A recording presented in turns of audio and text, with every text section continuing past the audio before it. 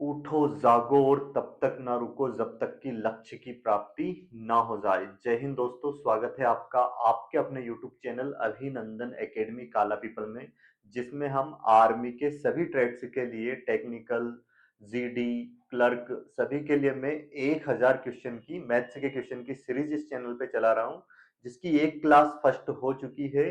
अब second class रहेगी आज की, जिसमें हमने जो पिछली क्लास थी उसमें 25 क्वेश्चन हम कर चुके हैं। 25 क्वेश्चन फिर आज की सीरीज में रहने वाले हैं, और उसके साथ में मैं आपको डिटेल में और भी थ्योरी समझाते जा रहा हूं, तो उस टाइप के जो भी प्रश्न बनेंगे वो भी आप कर पाओगे।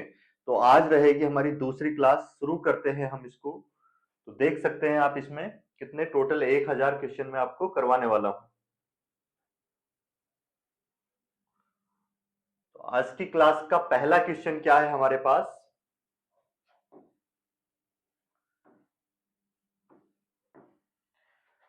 15, 25 और 35 का औसत क्या है?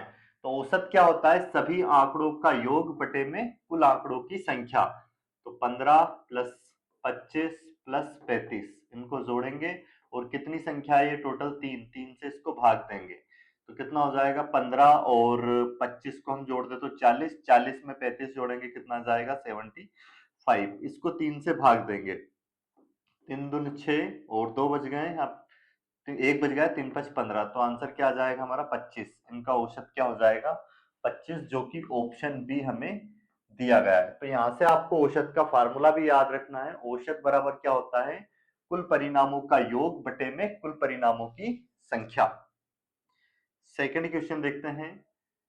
सेकंड क्वेश्चन ये रिपीट हुआ है, वही क्वेश्चन है। अगली स्लाइड लेते हैं, जिसमें अगला क्वेश्चन हमें दिया है क्या?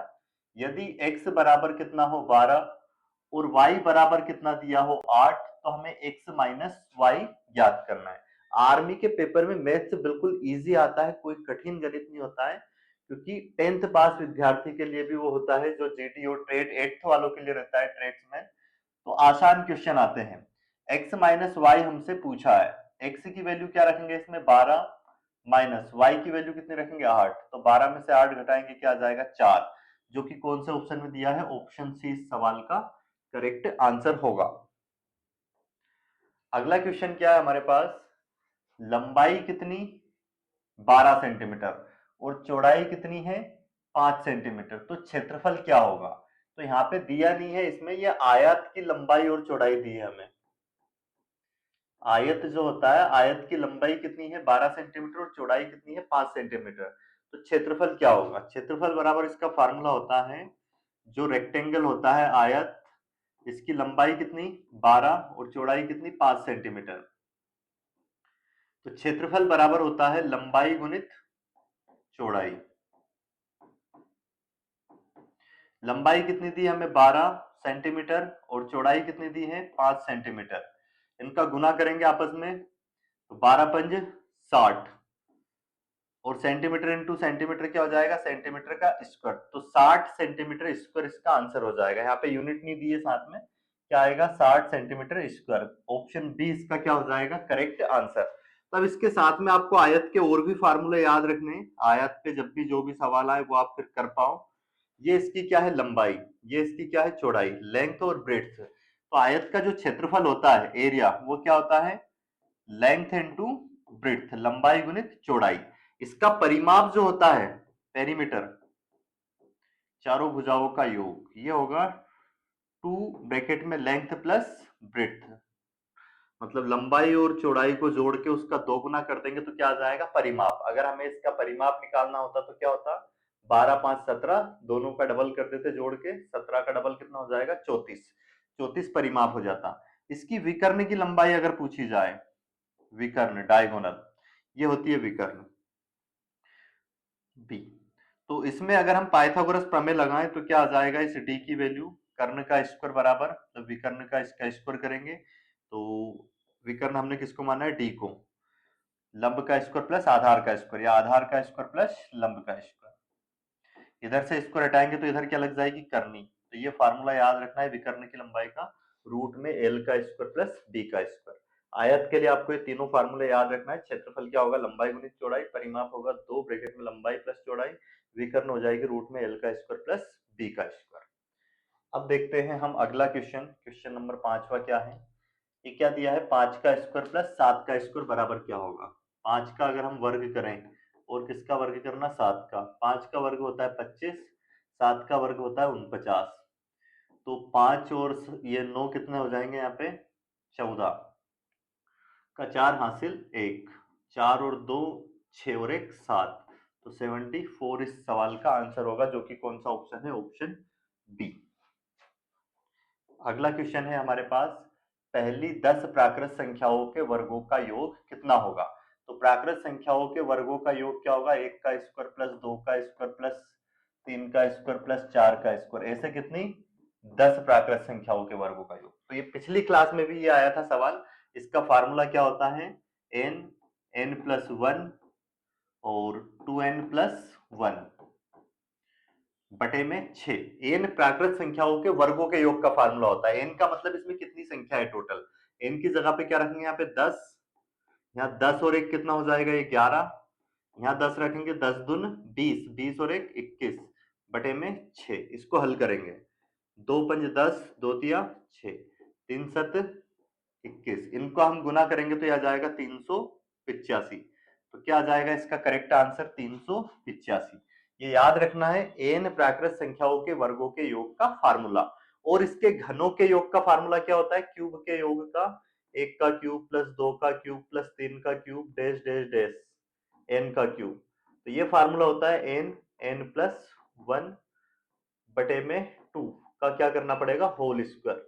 और केवल अगर हम बात करें प्राकृत संख्याओं के योग की, n प्राकृत संख्याओं के योग, जैसे 1 प्लस 2 प्लस 3 प्लस 4, ऐसे कितनी संख्या है n, तो इसका फार्मूला होता है n प्लस 1 और बटे में 2। ये फार्मूले आपको याद रखने हैं। क्वेश्चन नंबर 6 क्या है हमारे पास, श्रेणी 12 3 क्या दिया है, 12 फिर कोमा 3 कोमा माइनस 6। तो अगली टर्म क्या आएगी इसमें, ये हमें बतानी है। नेक्स्ट टर्म, अब देखो यहाँ पे कितना माइनस हुआ है, यहाँ पे माइनस हुआ है 12 में से 9, क्योंकि 12 में से अगर 9 घटाते हैं तो 3 आएगा। फिर यहाँ पे माइनस हुआ है कितना, 9, क्योंकि 3 में से 9 घटाएंगे क्या आएगा, माइनस का 6। अब इसमें से फिर माइनस करेंगे हम कितना, 9, तो माइनस 6 और माइनस 9 कितना हो जाएगा, माइनस का 15। तो अगली जो टर्म आनी है इसमें क्या आएगी, माइनस का 15। ऑप्शन बी इसका करेक्ट आंसर होगा। ठीक है, अगला सवाल करते हैं। अंकित मूल्य 800 रुपए पर 10% की छूट पर विक्रय मूल्य क्या होगा। मतलब एक वस्तु की जो एमआरपी है उस पर अंकित मूल्य जो डला है वो कितना है, अंकित मूल्य कितना है, 800 रुपए, और इस पे डिस्काउंट छूट, छूट कितनी दी है, 10%। तो हमेशा जो डिस्काउंट दिया जाता है वो किस पे दिया जाता है, वो दिया जाता है अंकित मूल्य पे, जो उस पे एमआरपी डली है। मतलब एक कुछ भी वस्तु है उस पर अंकित मूल्य एमआरपी कितनी डली है, 800, इस पे 10% की छूट दे दी। तो हम पहले इसकी छूट निकाल देते हैं, कितनी छूट है, डिस्काउंट कितना दिया 10% का, तो 800 का कितना निकाल देंगे, 10%। इसका प्रतिशत हटाएंगे बटे में 100, 2 जीरो से 2 जीरो कैंसिल, तो 80 रुपए की छूट दी। डिस्काउंट कितना आ गया, 80। 800 रुपए की वस्तु पे 80 रुपए का डिस्काउंट दे दिया, तो बेचा कितने में, विक्रय मूल्य क्या हो जाएगा उसका, विक्रय मूल्य 800 में से क्या घटा देंगे, 80, तो ये कितना आ जाएगा, 800 में से 80 घटाएंगे तो 720 इसका क्या हो जाएगा, विक्रय मूल्य। इसको डायरेक्ट भी कर सकते थे, 800 रुपए अगर क्या है इसका अंकित मूल्य, इस पे 20% का डिस्काउंट दिया गया, 10% का सॉरी, तो ये टोटल अपने आप में 100% है, इस पे 10% का डिस्काउंट दिया, मतलब 90% में इसको बेचा। प्रतिशत हटाएंगे बटे में 100, जीरो से जीरो ये कैंसिल हो जाएगी, दो कितना हो जाएगा, 9×8 = और एक जीरो लगाएंगे, 720 इसका क्या हो जाएगा, बिल्कुल सही आंसर होगा। अब हम देखते हैं क्वेश्चन नंबर अगला, जो कि क्या है, नवा क्वेश्चन। हमसे पूछा है 144 का वर्गमूल। नवे क्वेश्चन में 144 का वर्गमूल क्या है, स्क्वायर रूट निकालना है 144 का। तो ये तो सबको पता ही होगा, क्या आएगा इसका वर्गमूल, 12। मैं आपको बड़ी संख्या दे रहा हूं एक, इसका आपको वर्गमूल कमेंट्स बॉक्स में लिखना है कि इसका वर्गमूल क्या आएगा।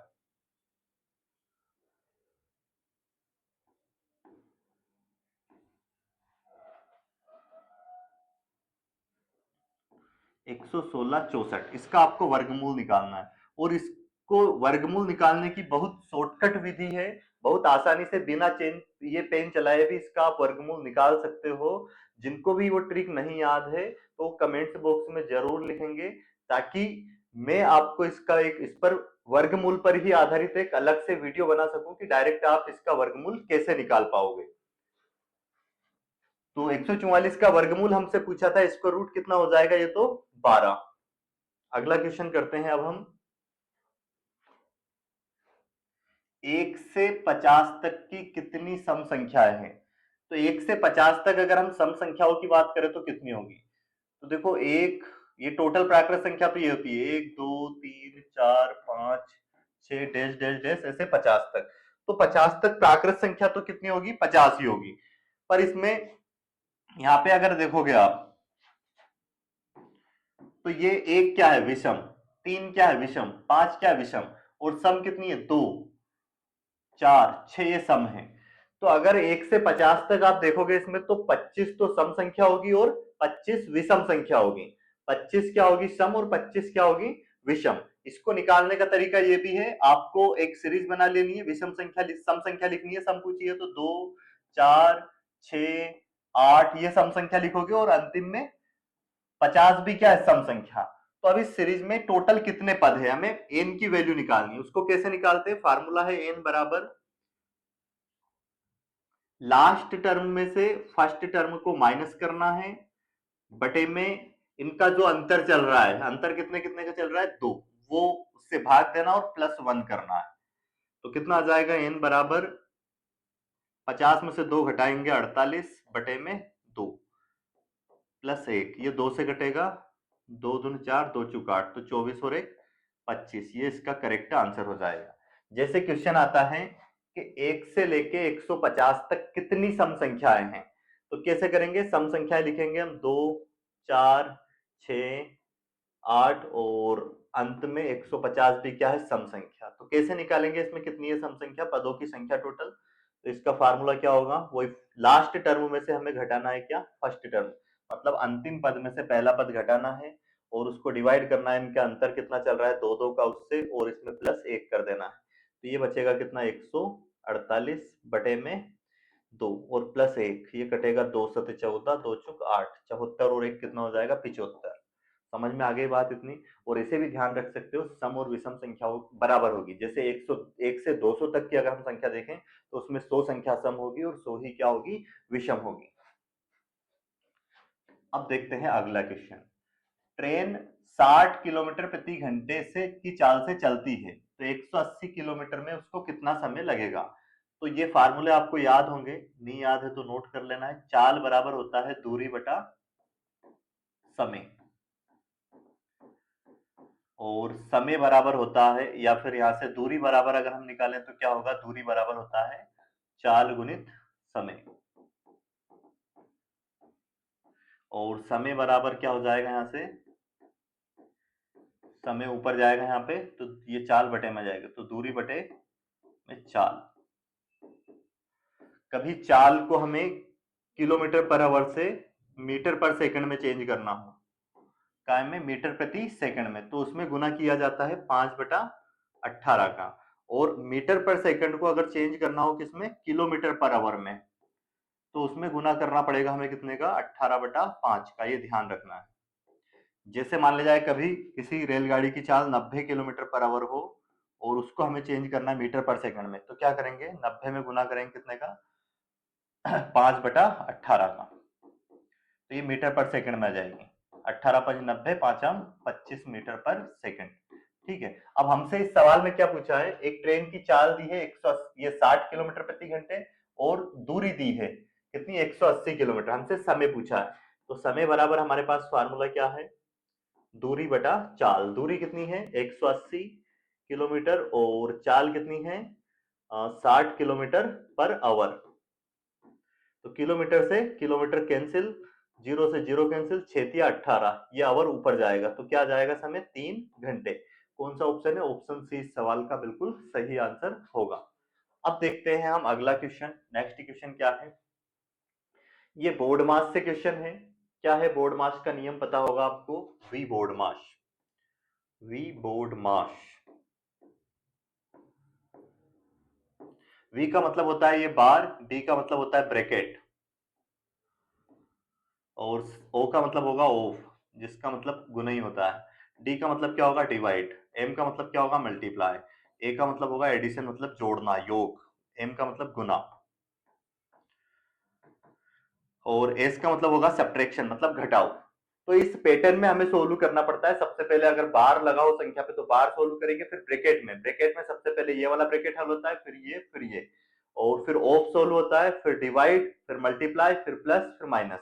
तो अब इसमें देख सकते हो आप, इस सवाल में क्या दिया है, 8 गुने में 7 और डिवाइड में 4। तो इसमें सबसे पहले क्या होगा, इसमें सबसे पहले होगा डिवाइड। डिवाइड मतलब ये इधर की संख्या को बटे में लाना है, 4। अब 4 से ये कट जाएगा, 4 दूनी 8, कितना हो जाएगा, ये 2 7 14। ये सवाल का करेक्ट आंसर हो जाएगा, क्या होगा, 14, जो कि ऑप्शन सी में दिया है।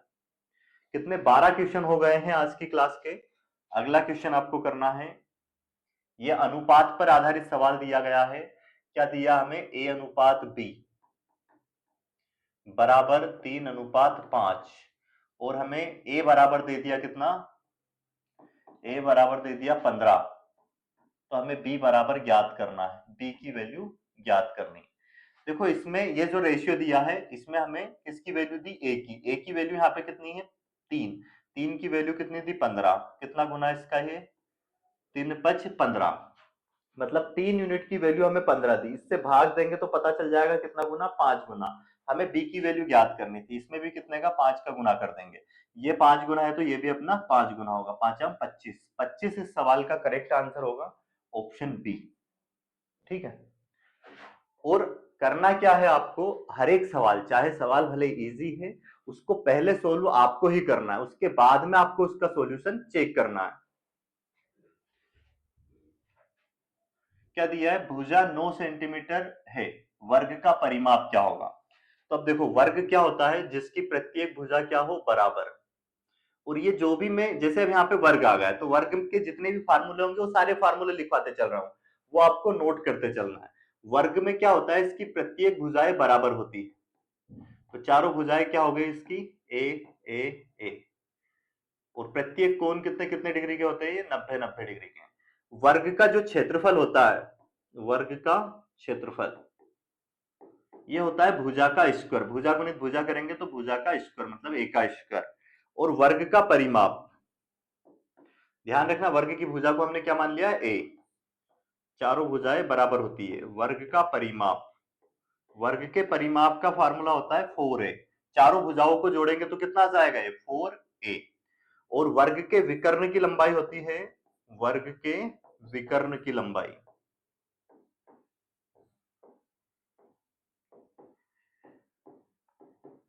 इसका फार्मूला होता है a√2।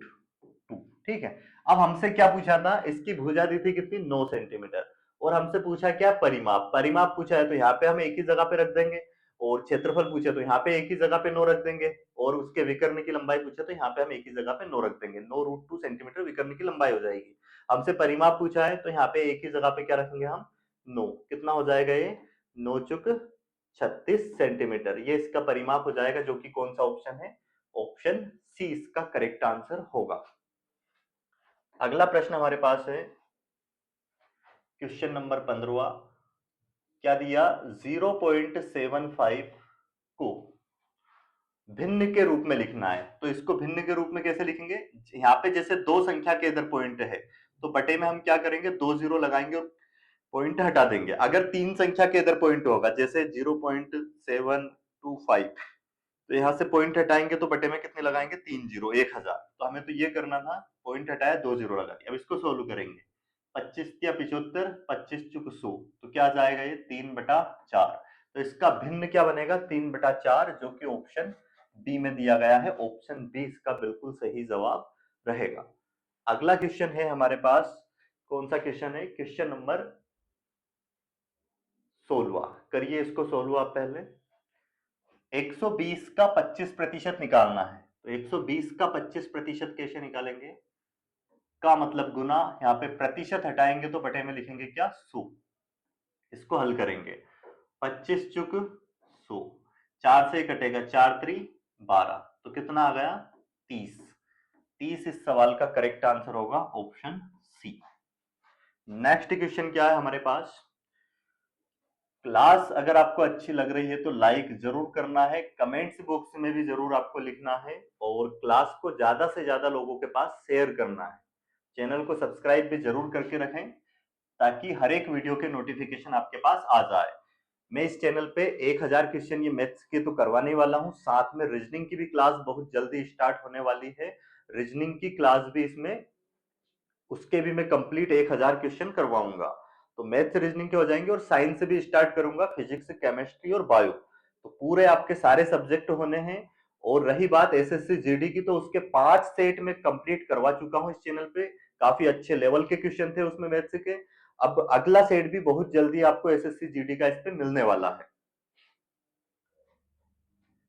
क्या पूछा है, 18 और 24 का एचसीएफ। 18 और 24 का हमें एचसीएफ निकालना। तो एचसीएफ क्या होता है, वहां बड़ी से बड़ी संख्या जिससे ये दी गई संख्या है पूर्णतः कट जाए। तो यहां से हम बड़ी संख्या उठा के देखते हैं। 8 से क्या ये दोनों कटेंगे क्या, 8 से 24 तो कटेगा पर 18 नहीं कटेगा, तो 8 इनका एचसीएफ नहीं होगा। 6 से काट के देखते हैं, 6 से देखो 18 भी कट रहा है 3 बार में, और 24 भी कट रहा है 4 बार में, तो इनका एचसीएफ क्या हो जाएगा 6। या फिर दूसरा तरीका क्या है बेसिक, इनके हम फैक्टर करते हैं, 18 का फैक्टर करेंगे, 2 से कटेगा 9 बार में, फिर ये 3 से कटेगा, और फिर 3 से कटेगा। उसके बाद यहाँ पे 24 को काटेंगे 2 से, 2 से कटेगा ये कितने 12 बार में, फिर 6 बार में, और फिर 3 बार में, और फिर 3 से कटेगा 1 बार में। इसके बाद एचसीएफ निकालने के लिए देखा जाता है इनमें कॉमन। तो कॉमन क्या है, देखो 2 कितनी बार कॉमन है, 1 बार, और फिर 3 भी कितनी बार कॉमन है, 1 बार, बाकी फिर कॉमन नहीं है। जो संख्याएं कॉमन एक एक बार मिल गई उनको यहां से ले लेते हैं। तो कितना हो जाएगा इसका एचसीएफ 6, इन दोनों का गुना कर देंगे तो क्या आ जाएगा इसका एचसीएफ 6। एचसीएफ का मतलब क्या होता है, हाईएस्ट कॉमन फैक्टर। अब इसमें हमें अगला पद ज्ञात करना है। क्या दिया है, देखो क्या चल रहा है, 9 दून 18, इसका 2 गुना, फिर 9 दिया 27, फिर इसका 4 गुना, 9 चुक 36, तो अब कितना हो जाएगा 9 5 45, 9 का टेबल चल रहा है, तो क्या आएगा इसका करेक्ट आंसर 45, ऑप्शन ए। अगला सवाल क्वेश्चन नंबर 19वां क्या है हमारे पास, 500 रुपए पर, मतलब 500 पर 12% जीएसटी देना है, तो कुल कीमत क्या होगी। तो 500 तो कीमत उस पर डली है, और उसका 12% उस पर जीएसटी देना है, तो इसका 12% जीएसटी और निकालेंगे 500 का, 500 का 12% प्रतिशत हटाएंगे बटे में 100, तो कितना हो जाएगा ये 12 पंज 60। तो 500 कीमत है और उस पे 60 रुपए जीएसटी लग गया है, तो कुल कीमत कितनी हो जाएगी 500 प्लस 60, 560। डायरेक्ट भी कर सकते थे, 500 कीमत है और इस पे 12%, ये अपने आप में 100% है, 12% जीएसटी देना है टैक्स, तो कितना हो जाएगी कुल कीमत 112%, प्रतिशत हटाएंगे बटे में 100, ये 2 जीरो से 2 जीरो कैंसिल, इसका गुना कर दीजिए, 5 दून 10 की जीरो हासिल 1, 5 एकम 5 और 1 6, फिर 5 एकम 5, तो 560। कौन सा ऑप्शन दिया है, ऑप्शन बी इसका सही आंसर होगा। क्वेश्चन नंबर 20वां क्या है हमारे पास, किसी संख्या में 15 जोड़ने पर 40 मिलता है, संख्या क्या है। तो एक संख्या हमने मानी x, इसमें कितना 15 जोड़े तो बराबर में क्या मिलता है 40, तो संख्या क्या होगी, x का मान क्या आएगा, ये 15 उधर जाके क्या होगा माइनस, तो 40 माइनस 15 कितना आ जाएगा, x बराबर 40 में से 15 घटाएंगे तो 25, ये इसका क्या होगा करेक्ट आंसर होगा। नेक्स्ट क्वेश्चन क्या है हमारे पास, ये फिर सरलीकरण का क्वेश्चन है। पहले ब्रैकेट सोल्व होगा, ब्रैकेट में इन दोनों का गुना करेंगे, 5 छक 30, बीच में प्लस से प्लस लगाएंगे, 7 छंग 42, इनको जोड़ देंगे तो कितना हो जाएगा 30 और 42 72, तो 72 इसका करेक्ट आंसर होगा, पर इसमें 72 दिया नहीं है, तो हो सकता है कुछ मिस्टेक हो क्वेश्चन में, सॉरी यहाँ पे मिस्टेक कर दी है सोल्व करने में। क्या है 5 छक 30, और यहाँ पे 7 का गुना 2 में करेंगे तो ये 14 आएगा, तो 30 और 14 को जोड़ेंगे कितना आएगा, ये हो जाएगा 30 और 14 को जोड़ने पे 44, तो 44 इसका करेक्ट आंसर होगा, जो कि कौन सा है, ऑप्शन नंबर सी। अब क्या है, घंटे की सुई 3 से 6 तक जाने में कितना समय लेगी। तो घंटे की जो सुई है, जैसे आपने यहाँ पे क्या होता है 12, यहाँ पे क्या होता है 6, यहाँ पे क्या होता है 3, और यहाँ पे कितना है 9। तो 1 2 और 4 5 6 7 8 9 के बाद 10 11। तो हमसे क्या पूछा है, 3 से लेके 6 तक, 3 से 6 तक जाने में कितना समय लेगी। तो 3 से जाना है इसको, यहाँ पे 3 से आगे बढ़ना है। तो 3 से 4 पे 1 घंटा, फिर 1 से सॉरी 4 से 5 पे फिर 1 घंटा, 2 घंटे हो गए। फिर 5 से 6 पे आ गई, तो कितने 3 घंटे। तो 3 से 6 पे पहुंचने के लिए कितने घंटे लगेंगे इसको, 3 घंटे। 3 घंटे में जाएगी। ऑप्शन सी इसका बिल्कुल सही आंसर रहेगा। अगला क्वेश्चन क्या है हमारे पास, 3/4 प्लस 1/2, इसको हल करना है। इनका एलसीएम कितना आएगा 4। 4 से कितनी बार में कटेगा, एक बार में। 4 एकम 4, एक का गुना यहाँ करेंगे, कितना हो जाएगा 3। ये 2 से कितनी बार में कटेगा, 2 बार में। 2 दूनी 4, 2 का गुना यहाँ करेंगे, तो कितना हो जाएगा ये 5/4। करेक्ट आंसर क्या होगा इसका हमारा 5/4, जो कि ऑप्शन ए दिया है। 23 क्वेश्चन हो चुके हैं। अब रहेगा क्वेश्चन नंबर 24वां। क्या है, एक थैले में 10 लाल और 5 नीली गेंद है, तो कुल गेंदें कितनी हैं। देखो ऐसे सवाल भी आ जाते हैं, ये सारे क्वेश्चन प्रीवियस ईयर के ही उठाए हैं। तो 10 प्लस 5 कितना हो जाएगा 15, कुल गेंद कितनी हो जाएगी उसमें 15। अगला क्वेश्चन है हमारे पास, दोषों का मतलब वही गुना, कितना परसेंट 10%, प्रतिशत हटाएंगे बटे में 100, प्लस 50 का कितना परसेंट 20%, प्रतिशत हटाएंगे बटे में 100। अब देखो ये 0 से 0 कैंसिल, 1 0 से 1 0 ये कैंसिल, ये 2 0 यहाँ पे कट जाएगी। तो ये कितना आ गया 20, और ये 5 दून 10। तो 20 प्लस 10 कितना हो जाएगा 30। 30 इस सवाल का करेक्ट आंसर होगा, जो कि ऑप्शन सी। तो इस तरह से हमने ये टोटल आज की क्लास में 25 क्वेश्चन कर लिए हैं। तो ये दूसरी क्लास थी, नेक्स्ट क्लास फिर आपको मिलेगी। तो इस तरह से हर दिन अब आपको क्लास इसकी मिलनी है। 1000 क्वेश्चन तो ये रहेंगे, और उसके बाद में 50-50 क्वेश्चन के जो प्रैक्टिस सेट, जैसा पेपर आता है वैसे के वैसे क्वेश्चन में इसमें प्रैक्टिस सेट में लेके आने वाला हूं। तो चैनल को सब्सक्राइब जरूर करके रखना है आपको। वीडियो को अंत तक देखने के लिए धन्यवाद।